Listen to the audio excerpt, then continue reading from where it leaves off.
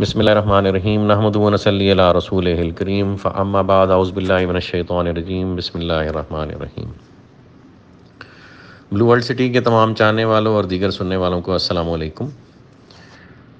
پچھلے چند دنوں سے رنگ روڈ سکینڈل میڈیا پر موضوع بحث ہے اور اس کے حوالے سے ایک رپورٹ شائع کی گئی کمشنر راولپنڈی کی طرف سے، اور اس میں بلو ورلڈ سٹی پروجیکٹ کا ذکر اس انداز میں کیا گیا ہے کہ شاید یہ پروجیکٹ یا اس کے مالکان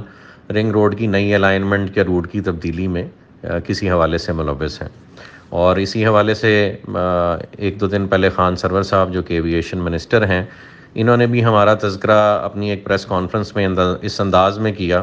کہ کیپٹل اسمارٹ سٹی اور بلو ورلڈ سٹی دونوں ایک لاکھ کنال کے پروجیکٹس ہیں، اور ان کے پیچھے موجود سیاسی شخصیات کا ذکر کیوں نہیں ہوتا، اور ان کے نام کے ساتھ ایک پروجیکٹ کو جوڑا جا رہا ہے اور ان کا ذکر کیا جا رہا ہے، تو ہمارے پس منظر میں کچھ سیاسی شخصیات ہیں تو ان کا ذکر کیوں نہیں کیا جاتا۔ تو بہرحال ہم اپنی ترجمانی کے مکلف ہیں، اور اس حوالے سے میری خان سرور صاحب اور دیگر سننے والوں سے بڑی مؤدبانہ گزارش ہے کہ ہم کاروباری لوگ ہیں اور یہ سمجھتے ہیں کہ اس ملک کی ترقی میں بزنس کمیونٹی کا بہت اہم کردار ہے، اور وہ یہ کردار تمام کنٹروورسیز سے بچ کر بغیر کسی تشہیر کے اس ملک کی لازوال ترقی کے لیے ہمیشہ سے ادا کرتا آ رہا ہے۔ ویسے ہی ہم ذاتی طور پہ پچھلے 3 سال سے لگاتار اس ملک کے رکاوٹوں سے بھرپور انتظامی ڈھانچے سے قانونی جنگ لڑ رہے ہیں،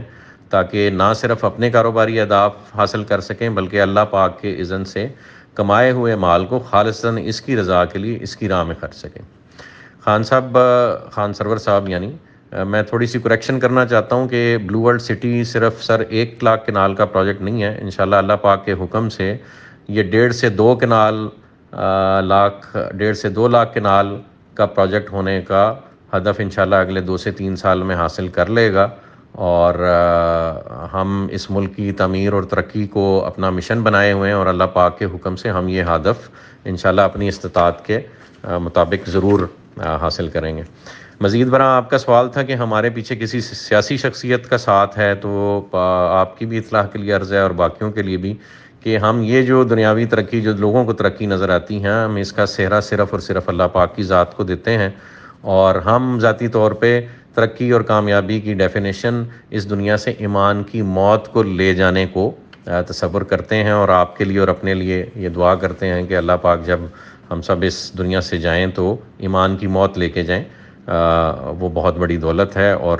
اسی پہ آخرت کا دار و مدار ہے۔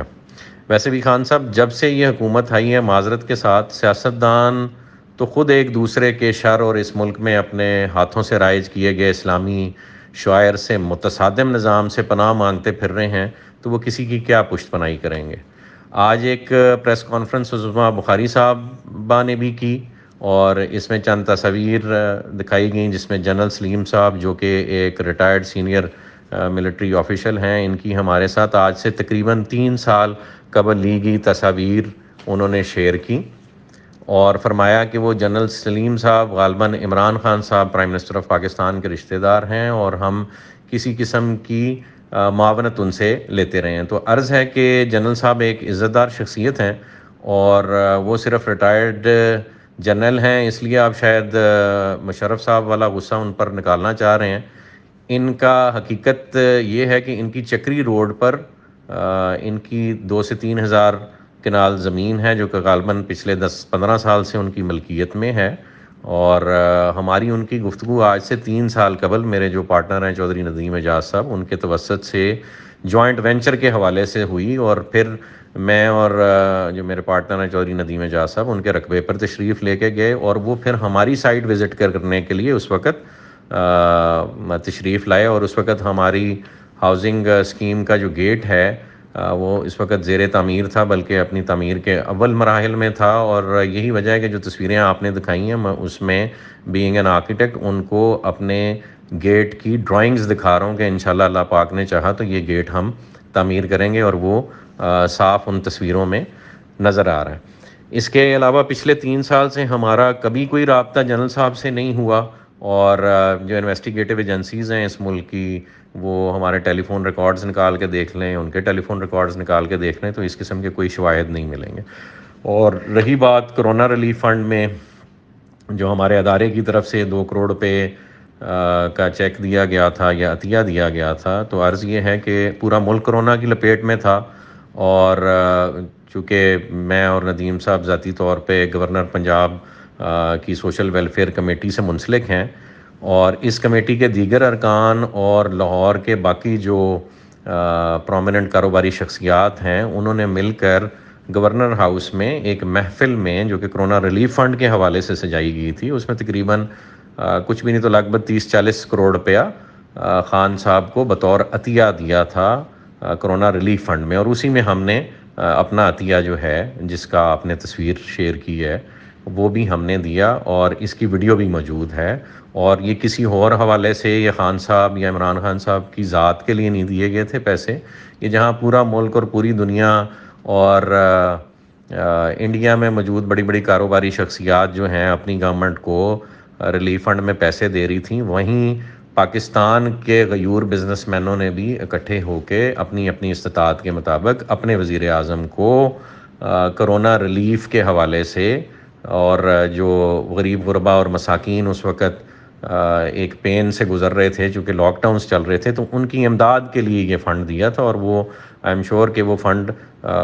اسی طرح یوٹیلائز کیا گیا جس طرح سے اکٹھا کیا گیا تھا. تو اس پکچر کو یا تصویر کو اس کے پس منظر سے نکال کے کسی اور پس منظر میں فٹ کر کے اپنے سیاسی اہداف حاصل کرنا ایک غیر مناسب عمل ہے، تو کائنڈلی اسے اوائڈ کریں پلیز. اور رہی بات یہ کہ اگر ہم اے ٹی ایم ہوتے تو اس حکومت کے محکموں کے خلاف پچھلے 3 سال سے کورٹس میں جنگ نہ لڑ رہے ہوتے، اور اس ملک میں اچھے برے لوگ سبھی موجود ہیں جس میں سیاستدان بھی ہیں اور کاروباری شخصیات بھی ہیں. تو میں رنگ روڈ کے حوالے سے ایک اہم پہلو کی طرف آپ سب کی توجہ دلانا چاہوں گا کہ رنگ روڈ سے کس کس کو فائدہ ہو رہا ہے یا ہو رہا تھا. ویسے تعجب کی بات ہے کہ کمشنر صاحب کی فیکٹ فائنڈنگ رپورٹ میں راولپنڈی کے عوام کا ذکر نہیں کیا گیا، چونکہ سب سے بڑا فائدہ ان کو ہونا تھا. ان تمام پروجیکٹس میں عوام نے بھی بسنا تھا. تو اگر رنگ روڈ بنتی اور نئے پروجیکٹس تعمیر ہوتے تو جو پہلے سے موجود اس ملک میں پروجیکٹس ہیں وہ بھلے حکومتی ادارہ کر رہے ہوں یا کوئی پرائیویٹ سیکٹر میں کر رہا ہو، تو ان کی قیمتیں اس وقت ہوش ربا ہو چکی ہوئی ہیں. تو رنگ روڈ کے ایکسیس سے، جو کہ خان صاحب کا ویژن تھا، جو کہ کسی بھی حکومت کا ویژن ہونا چاہیے، اس حوالے سے رنگ روڈ سے جو ایکسٹرنل کوریڈور ہے شہر کا، اس پہ ارزاں قیمتوں پہ، جس میں بلو ورلڈ سٹی سر فہرست ہے. ہم اس وقت راولپنڈی اسلام آباد کا الحمدللہ سب سے مشہور اور سب سے کاسٹ افیکٹو پروجیکٹ ہیں، جو پرائم منسٹر صاحب کے ویژن اور اس ملک کے کسی بھی باعزت پرائم منسٹر کے ویژن کے مطابق عام عوام کو اور عام افراد کو ان کی پیمنٹ کی استطاعت یا ان کی پیمنٹ کیپیسٹی کے اندر رہتے ہوئے ایک ایسا پروڈکٹ 3-4 سال 5 سال 6 سال کے پلان پر آفر کر رہے ہیں، جس سے وہ تمام طبقات جو اس وقت ایک اچھے پروجیکٹ کے کہہ لیں خصوصیات سے دور ہیں، وہ انتہائی مناسب قیمتوں پہ وہ لائف سٹائل اچیو کرنے میں کامیاب ہو جاتے جو لائف سٹائل صرف اس ملک میں ایلیٹ کو اویلیبل ہے. تو یہ غالباً جو امر ہے یہ کسی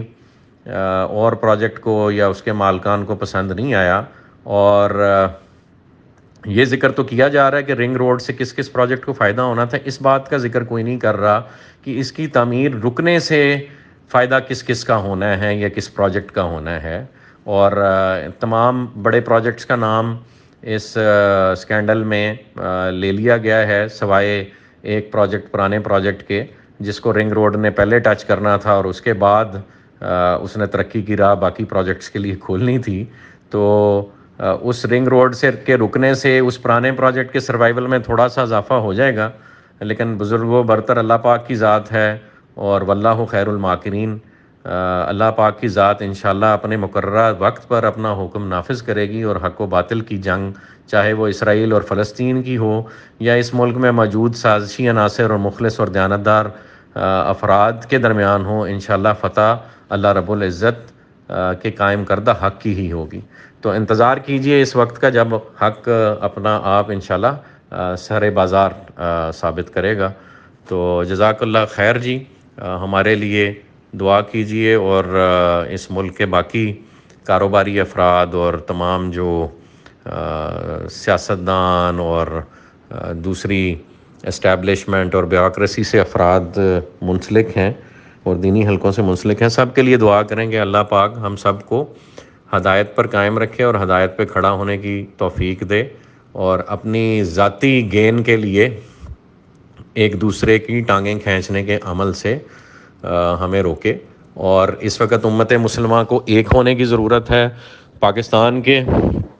مسلمانوں، سیاستدانوں اور باقی اداروں کو ایک پیج پہ ہونے کی ضرورت ہے، اور ایک پیج پہ ہو کے جو اس وقت اس امت کا اصل مسئلہ ہے اس کی طرف توجہ دینے کی ضرورت ہے، اور وہ مسئلہ فلسطین ہے، وہ مسئلہ کشمیر ہے۔ کفار جو ہے وہ چھریاں کانٹے تیز کر کے آپ کی بوٹی بوٹی کرنے کو پھر رہے ہیں، اور ہم سب ایک دوسرے سے لڑنے میں مشغول ہیں، صرف ان کاروباری یا دنیاوی اہداف کو حاصل کرنے کے لیے جو ہماری آنکھ بند ہوتے ہی بے معنی ہو جانے ہیں۔ تو خدا را اپنی موت کو یاد رکھیے، اور